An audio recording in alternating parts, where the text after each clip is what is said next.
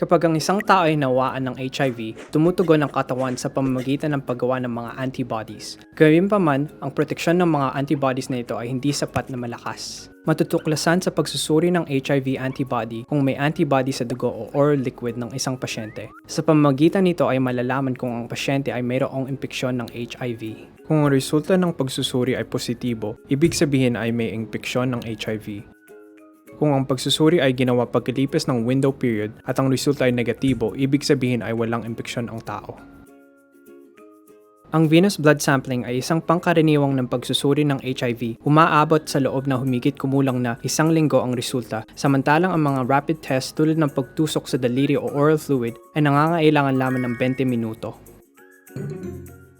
Ang rapid test ay isang screening test lamang.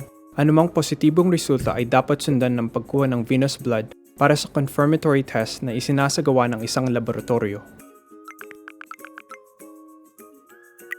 Ang mga antibody sa HIV ay tumatagal ng ilang oras upang mabuo sa katawan ng tao bago maabot ang isang nakikitang antas. Ang panahon sa pagitan ng inisyal na impeksyon ng HIV at nung ng pagsusuri ng antibody na nagpakita ng positibong resulta ay tinatawag na window period.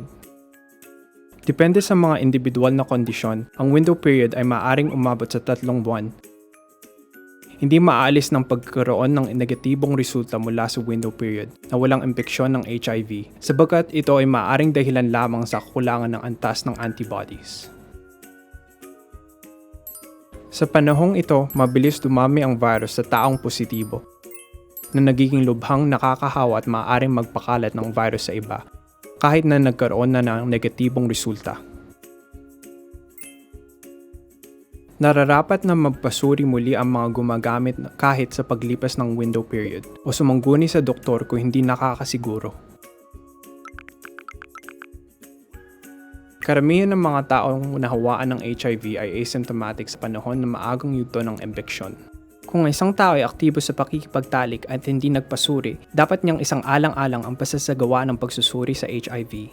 Kung isang tao ay maraming kaparehas sa pakikipagtalik, paulit-ulit na nakikipagtalik sa pamarang hindi ligtas, nararapat na siya ay regular na magpasuri sa HIV tuwing 6 hanggang 2 buwan.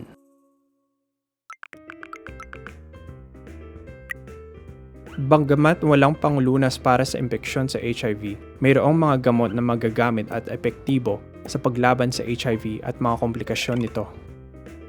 Inaatake ng mga antiretroviral agent ang HIV sa iba't ibang yugto ng ikot ng buhay nito upang pigilan ang pagdami ng HIV. Ang epektibong antiretroviral therapy ay maaaring makabawas sa bilang ng mga selulang CD4 sa dugo ng tao at maparami ang mga selulang CD4 na tumutulong na panatilihin ang immune system pati na rin sa pag-ambang sa mas kaunting mga opportunistikong infeksyon at mga cancer na uugnay sa HIV.